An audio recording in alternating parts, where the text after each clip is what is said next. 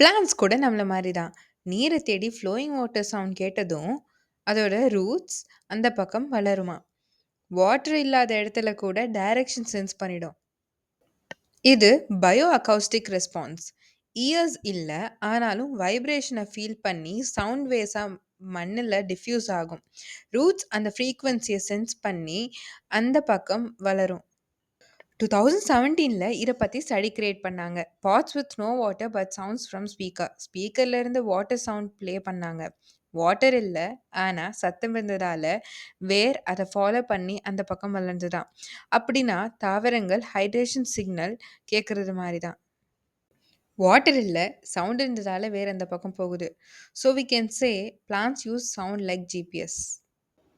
Next time நீங்க செடி வைக்கிறீங்கன்னா, ஜென்டில் வாட்டர் சவுண்ட் ப்ளே பண்ணி பாருங்க.